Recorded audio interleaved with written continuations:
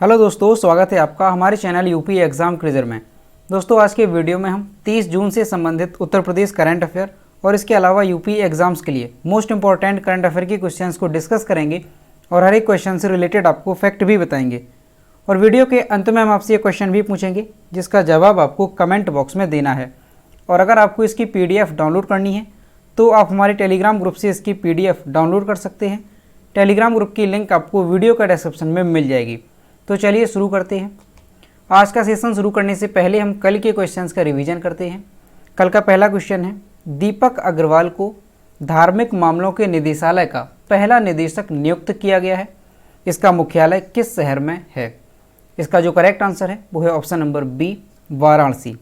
अगला क्वेश्चन है, hockey India द्वारा 2021 के ध्यानचंद खेल पुरस्कार के लिए किसे नामित किया गया? इसका जो करेक्ट आंसर है वो है ऑप्शन नंबर ए, RP सिंह।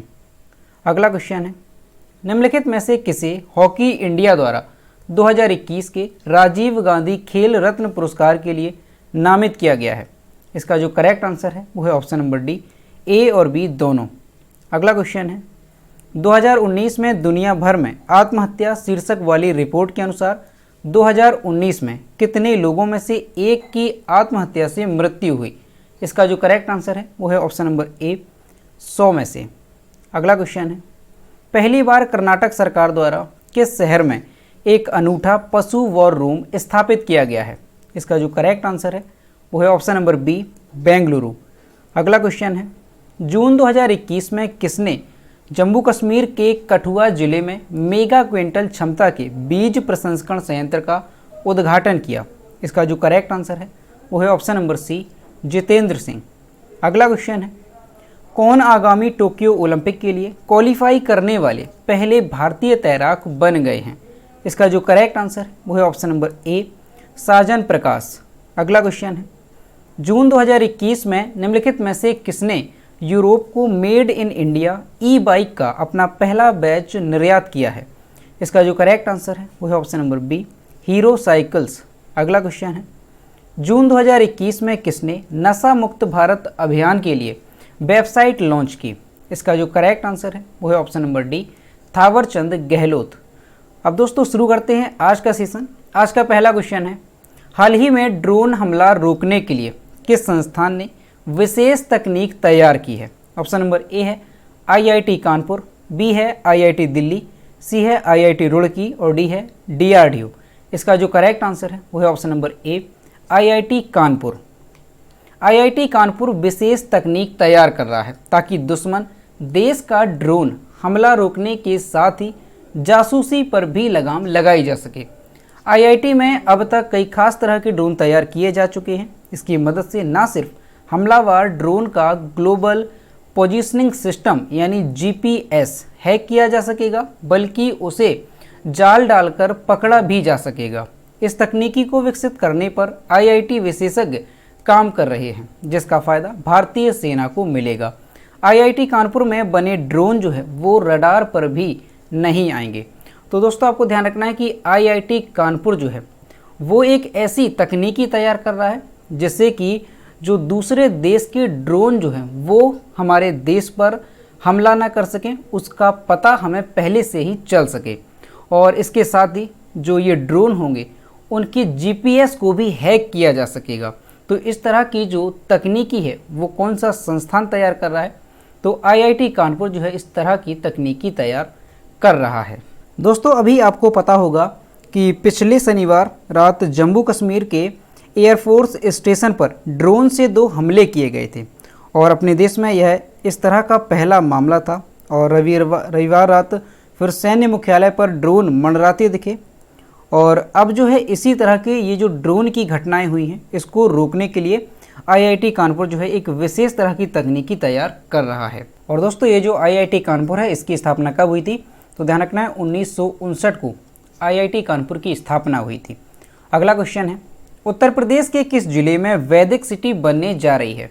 ऑप्शन नंबर ए है वाराणसी, बी है प्रयागराज, सी है अयोध्या और डी है लखनऊ। इसका जो करेक्ट आंसर है वो है option number C, Ayodhya. Ayodhya में आवास विकास परिषद 1200 एकड़ में वैदिक सिटी बनाने जा रही है। आवास विकास परिषद भारत के सभ्यता व संस्कृति से जुड़े देशों को नव्य अयोध्या में 80 प्लॉट अलॉट करेगा। जो देश धार्मिक दूतावास खोलने के लिए आवेदन करेगा उनको भी सुविधा मुहैया कराई जाएगी। वैदिक सिटी की परिकल्पना 3 गांवों शाहीनवाजपुर, मांझा बरहटा व तिहुरा मांझा की 1200 एकड़ जमीन अधिग्रहित कर साकार की जाएगी। आगामी 30 वर्षों को ध्यान में रखते हुए अयोध्या के विकास मॉडल में रामनगरी की पौराणिकता को सहेजते हुए अंतर्राष्ट्रीय पर्यटन नगरी के रूप में विकसित करने की योजना है। इसके लिए विजन डॉक्यूमेंट 2021 तैयार किया गया है। तो दोस्तों आपको ध्यान रखना है कि जो वैदिक सिटी है, जो 1200 एकड़ में वैदिक सिटी बनाई जाने की घोषणा की गई है, तो वो कहाँ पर बनाई जाएगी? तो ये बनाई जाएगी अयोध्या में। अगला क्वेश्चन है, उत्तर प्रदेश में कुपोषित बच्चों का स्वास्थ्य सुधारने के लिए कितने माह का अभियान चलाया जाएगा? ऑप्शन नंबर ए है 1 माह, बी है 3 माह, सी है 5 माह और डी है 4 माह। इसका जो करेक्ट आंसर है वो है ऑप्शन नंबर बी, 3 माह का। प्रदेश में 1 से 5 साल की तीव्र अति कुपोषित और मध्यम अति कुपोषित बच्चों की पहचान के साथ ही उनके स्वास्थ्य में सुधार के लिए बाल विकास सेवा एवं पुष्टाहार विभाग ने नई पहल की शुरुआत की है। 1 जुलाई से शुरू होने वाला यह अभियान 31 सितंबर यानी 3 माह तक ये जो है समाप्त हो जाएगा। कब? 1 जुलाई से शुरू होगा और 31 सितंबर को ये समाप्त होगा। पोषण संवर्धन की ओर एक कदम, इस नाम से ये जो अभियान है वो चलाया जाएगा और इस अभियान में चिन्हित सैम व मैम बच्चों के साथ ही उनकी माताओं के स्वास्थ्य प्रबंधन पर जोर दिया जाएगा। 3 महीने के अभियान के लिए 3 थीम तैयार किए गए हैं। पहले महीने का अभियान मातृ पोषण को केंद्र में रखकर चलाया जाएगा और दूसरे महीने के अभियान की थीम क्या है? तो बाल पोषण जो है दूसरे माह की थीम होगी और तीसरे महीने की थीम है प्रथम 1000 दिवस, जो है ये तीसरे महीने की थीम रखी गई है।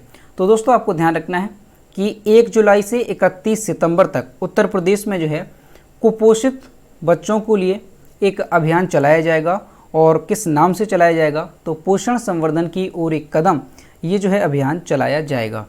अगला क्वेश्चन है, निम्न में से किस देश ने वर्ष 2033 में अपना पहला क्रू मिशन मंगल पर भेजने की योजना बनाई है? ऑप्शन नंबर ए है नेपाल, बी है भारत, सी है चीन और डी है जापान। इसका जो करेक्ट आंसर है वो है ऑप्शन नंबर सी, चीन। चीन ने वर्ष 2033 में अपना पहला क्रू मिशन मंगल पर भेजने की योजना बनाई है। नियमित अनुवर्ती उड़ानों के साथ मानवयुक्त मंगल मिशन शुरू किया जाएगा। मंगल पर स्थायी रूप से बेस के निर्माण और इसके संसाधनों को निकालने के लिए दीर्घकालिक योजना के साथ मिशन शुरू किया जाएगा। यह महत्वाकांक्षी योजना मनुष्यों को मंगल ग्रह पर लाने के लिए अमेरिका के साथ दौड़ को तेज करेगी। चीन ने 2033, 2035, 2037 और 2041 आदि के लिए मंगल ग्रह पर मानव युक्त मिशन की योजनाएं बनाई हैं। तो दोस्तों आपको ध्यान रखना है कि अभी हाल ही में चीन ने जो है 2033 में अपना पहला क्रू मिशन मंगल पर भेजने की योजना बनाई है और ये जो है चीन पहला मंगल ग्रह पर मानव युक्त मिशन जो है भेजने की तैयारी कर रहा है। तो इसलिए आपको ध्यान रखना है कि किस वर्ष तक? तो 2033 में। अगला क्वेश्चन है, हाल ही में दुनिया की नंबर 1 तीरंदाज कौन बनी? ऑप्शन नंबर ए है सौरभ कुमार, बी है दीपिका कुमारी, सी है अतनु दास और डी है संगीता। इसका जो करेक्ट आंसर है वो है option number B, Deepika Kumari. विश्व कप के तीसरे चरण में गोल्डन हैट्रिक लगाने वाली भारत की स्टार्टर धनुर्धर दीपिका कुमारी सोमवार को फिर से दुनिया की नंबर 1 तीरंदाज बन गई हैं। दीपिका ने उन महिलाओं की व्यक्तिगत रिकर्व स्पर्धा के फाइनल राउंड में रूसी खिलाड़ी एलेना ओसिपोवा को 6-0 से हराकर तीसरा गोल्ड मेडल अपने नाम किया। इससे पहले उन्होंने मिक्स्ड राउंड और महिला टीम रिकर्व स्पर्धा में भी गोल्ड मेडल हासिल किया। दीपिका ने मात्र 5 घंटे में ये तीनों गोल्ड मेडल हासिल किए हैं। रांची की 27 वर्षीय खिलाड़ी ने पहली बार 2012 में नंबर 1 रैंकिंग हासिल की थी। तो दोस्तों ये क्वेश्चन भी मोस्ट इंपॉर्टेंट है, आपको अच्छे से ध्यान रखना है कि जो दीपिका कुमारी हैं ये भारत की धनुर्धर हैं और ये जो है विश्व कप में दूसरी बार दुनिया की नंबर 1 तीरंदाज बनी है। पहले ये बनी थी कब? तो ये बनी थी 2012 में, ये नंबर 1 की रैंकिंग जो है इन्होंने प्राप्त की थी और अब फिर से जो है इन्होंने नंबर 1 की रैंकिंग प्राप्त की है और ये दुनिया की नंबर 1 तीरंदाज बन गई हैं। और यहाँ पर इमेज में देख सकते हैं ये हैं दीपिका कुमारी, जो कि दुनिया की नंबर 1 धनुर्धर बन गई हैं। अब दोस्तों अगर इनकी बात की जाए दीपिका कुमारी की, तो इनका जन्म जो है वो कहाँ पर हुआ था, तो झारखंड की राजधानी रांची में इनका जन्म हुआ। कहाँ पर, झारखंड की राजधानी रांची में इनका जन्म हुआ। और कब हुआ था, तो 13 जून, कब, 13 जून 1994 को इनका जन्म हुआ था। और इनके जो पिता हैं वो उस समय ऑटो चलाते थे और इनकी माँ मेडिकल कॉलेज में नर्स जो है वो रह चुकी हैं। जिनका जो जन्म है वो सामान्य परिवार में हुआ और अब जो है इन्होंने दुनिया की नंबर 1 धनुर्धर बनने का रैंक है वो इन्होंने प्राप्त किया है। अगला क्वेश्चन है, निम्न में से किस भारतीय अर्थशास्त्री को IMF के उच्च स्तरीय सलाहकार समूह के सदस्य के तौर पर नामित किया गया है। ऑप्शन नंबर ए है मोंटेक अहलूवालिया, बी है रघुराम राजन, सी है शक्तिकांत दास और डी है इनमें से कोई नहीं। इसका जो करेक्ट आंसर है वो है ऑप्शन नंबर ए मोंटेक अहलूवालिया। योजना आयोग के पूर्व उपाध्यक्ष मोंटेक सिंह अहलूवालिया को विश्व बैंक और IMF द्वारा गठित एक उच्च स्तरीय सलाहकार समूह का सदस्य नामित किया गया। समूह का नेतृत्व संयुक्त रूप से मारी पांगेस्टू, सेला पाझरबास योगलू और लॉर्ड निकोलस स्टर्न करेंगे। समूह का गठन विश्व बैंक और IMF द्वारा कोविड-19 महामारी और जलवायु परिवर्तन से उत्पन्न दोहरे संकट के कारण किया गया था। तो दोस्तों आपको ध्यान रखना है कि मोंटेक सिंह अहलूवालिया को विश्व बैंक और IMF द्वारा गठित एक उच्च स्तरीय सलाहकार समूह का सदस्य जो है वो नामित किया गया है। अगला क्वेश्चन है, निम्न में से किस देश ने टीवी व ऑनलाइन प्लेटफॉर्म पर दिन के समय में जंक फूड के विज्ञापन पर रोक लगा दी है। ऑप्शन नंबर ए है नेपाल, बी है जापान, सी है ब्रिटेन और डी है इजराइल। इसका जो करेक्ट आंसर है वो है option number C Britain. Britain की बोरिस जॉनसन सरकार ने बच्चों की सेहत को ध्यान में रखते हुए बड़ा फैसला लिया है। इस फैसले के अनुसार सुबह 5:30 बजे से रात 9 बजे तक टीवी आदि पर जंक फूड के विज्ञापन प्रसारित करने पर रोक होगी। जंक फूड विज्ञापनों से जुड़े ये नियम अगले साल से लागू होंगे। बच्चों का हानिकारक भोजन से कम सामना हो, इस नियम का यही उद्देश्य है। यह फैसला बच्चों में मोटापे का मुकाबला करने के व्यापक अभियान का हिस्सा है। तो दोस्तों आपको ध्यान रखना है कि अभी हाल ही में ब्रिटेन सरकार ने एक अहम फैसला लिया है बच्चों की सेहत को ध्यान में रखते हुए, और उस फैसले के अनुसार टीवी आदि पर सुबह 5:30 बजे से रात को 9 बजे तक जंक फूड के विज्ञापन जो है वो नहीं दिखाए जाएंगे। इस तरह का जो फैसला है वो ब्रिटेन में लिया गया है। अगला क्वेश्चन है, किस अंतर्राष्ट्रीय हवाई अड्डे में ACI का director general role of excellence award जीता है। ऑप्शन नंबर ए है मुंबई इंटरनेशनल एयरपोर्ट, बी है कोचीन इंटरनेशनल एयरपोर्ट, सी है दिल्ली इंटरनेशनल एयरपोर्ट और डी है इनमें से कोई नहीं। इसका जो करेक्ट आंसर है वो है option number B Cochin international airport. Cochin international airport ने एयरपोर्ट काउंसिल इंटरनेशनल ACI का director general role of excellence award जीता। कोचीन इंटरनेशनल एयरपोर्ट ने पिछले 10 वर्षों में 5 वर्षों के लिए कई महत्वपूर्ण पुरस्कार जीते हैं, जो कि अपने ग्राहकों को सेवा में उत्कृष्टता प्रदान करने के लिए उन्हें दिए गए हैं। अंतर्राष्ट्रीय हवाई अड्डा परिषद का मुख्यालय कहाँ पर स्थित है, तो ये कनाडा में स्थित है। और अंतर्राष्ट्रीय हवाई अड्डा परिषद की स्थापना कब हुई थी, तो वर्ष 1991 में अंतर्राष्ट्रीय हवाई अड्डा परिषद की स्थापना की गई थी। अगला क्वेश्चन है, किस बैंक ने आरोग्य health care business loan launch किया। ऑप्शन नंबर ए है PNB, बी है ICICI, सी है HDFC और डी है SBI। इसका जो करेक्ट आंसर है वो है ऑप्शन नंबर डी SBI। भारतीय स्टेट बैंक में स्वास्थ्य सेवा क्षेत्र को बेहतर सहायता प्रदान करने के लिए आरोग्य हेल्थ केयर बिजनेस लोन पहल लॉन्च की गई। इसके तहत देश के सभी अस्पतालों में nursing home, diagnostic centre, pathology lab जैसी स्वास्थ्य सेवा परिस्थिति तंत्र 10 वर्षों में चुकाने योग्य 100 करोड़ रुपए तक का बैंक से ऋण ले सकते हैं। तो दोस्तों आपको ध्यान रखना है कि भारतीय स्टेट बैंक ने स्वास्थ्य सेवा क्षेत्र को बेहतर बनाने के लिए एक पहल जो है वो लॉन्च की है, और उसके तहत देश के सभी अस्पतालों में nursing home, diagnostic centre, pathology lab जैसी जो भी स्वास्थ्य सेवाएं पारिस्थितिक तंत्र हैं वो 10 वर्षों में चुकाने योग्य 100 करोड़ रुपए तक का ऋण जो है वो बैंक से ले सकते हैं। और एसबीआई की अगर बात करें तो एसबीआई के वर्तमान में अध्यक्ष कौन है, तो दिनेश कुमार खारा वर्तमान में एसबीआई के अध्यक्ष हैं। और एसबीआई का मुख्यालय कहाँ पर स्थित है, तो मुंबई में एसबीआई का मुख्यालय स्थित है। और एसबीआई की स्थापना कब हुई, तो 1 जुलाई 1955 को एसबीआई की स्थापना की गई थी। अगला क्वेश्चन है, लॉन्च पुस्तक इट्स अ वंडरफुल लाइफ के लेखक कौन है। ऑप्शन नंबर ए है रस्किन बॉन्ड, बी है जैक मा, सी है फिलिपा हेनरी और डी है इनमें से कोई नहीं। इसका जो करेक्ट आंसर है वो है ऑप्शन नंबर ए रस्किन बॉन्ड।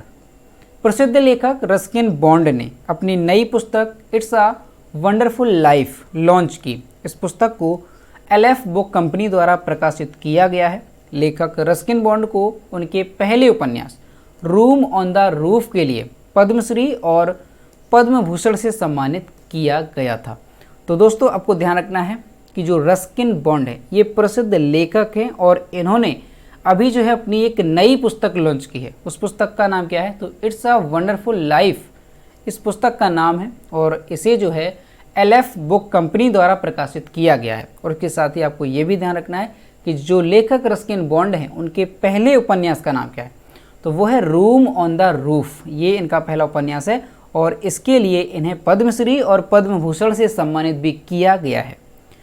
तो दोस्तों ये थे 30 जून से संबंधित उत्तर प्रदेश करंट अफेयर और इसके अलावा यूपी एग्जाम्स के लिए मोस्ट इंपॉर्टेंट करंट अफेयर के क्वेश्चन जो कि हमने डिस्कस किए। अब हम देखते हैं कल के वीडियो का क्वेश्चन जो हमने आपसे पूछा था। तो ये है कल के वीडियो का क्वेश्चन जो हमने आपसे पूछा था, India smart city awards contest 2020 में किस राज्य को राज्यों की श्रेणी में प्रथम स्थान मिला है।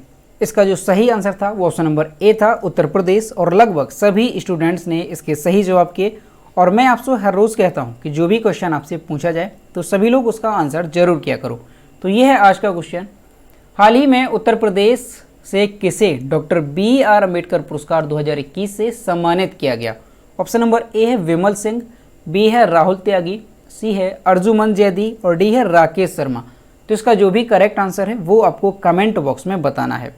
तो दोस्तों अगर आपको आज का वीडियो पसंद आया हो तो वीडियो को लाइक करें, शेयर करें और अगर चैनल पर नए हैं तो चैनल को सब्सक्राइब करना ना भूलें। साथ ही बेल आइकन को भी प्रेस करें ताकि टाइम टू टाइम नोटिफिकेशन आप तक पहुंचता रहे। तो मिलते हैं नेक्स्ट वीडियो में। Thank you.